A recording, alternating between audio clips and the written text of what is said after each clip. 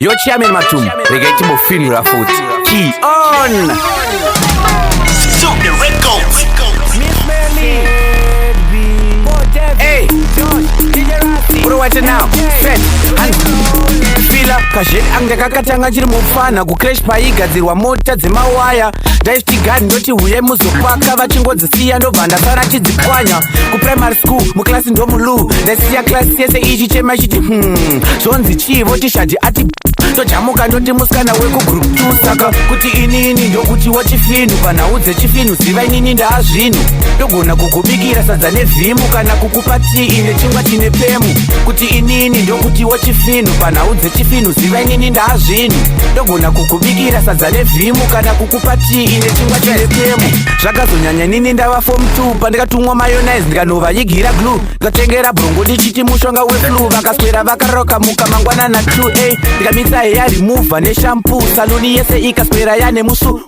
vachema kuita kunge parufu shed benchifara kuita kunge DJ Spoon kuti inini ndokuti wochifinhu panhau dzechifinhu ziva inini ndaazvinhu ndogona kukubikira sadza nevhimu kana kukupa tii ine chingwa chine pemu kuti inini ndokuti wochifinhu panhau dzechifinhu ziva inini ndaazvinhu ndogona kukubikira sadza nevhimu kana kukupa tii ine chingwa chine pemu fila kazhet angakakatanga chiri mufana kucrash paigadzirwa mota dzemawaya ndaiftigadi ndoti huye muzopaka vachingodzisiya ndobva ndasara chidzipwanya kuprimary school muklasi ndomulu ndaisiya klasi yese ichi chema chiti zvonzi chii votishadhi ati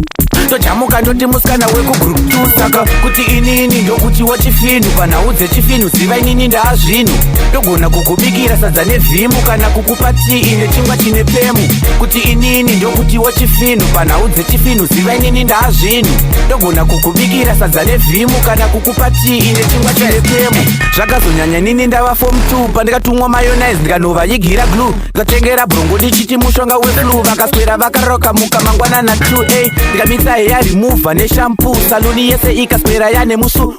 vachema kuita kunge parufu shed benchifara kuita kunge DJ Spoon kuti inini ndokuti wochifinhu panhau dzechifinhu ziva inini ndaazvinhu ndogona kukubikira sadza nevhimu kana kukupa tii ine chingwa chine pemu kuti inini ndokuti wochifinhu panhau dzechifinhu ziva inini ndaazvinhu ndogona kukubikira sadza nevhimu kana kukupa tii ine chingwa chine pemu anoda chifinhu nhamba dzangu mupe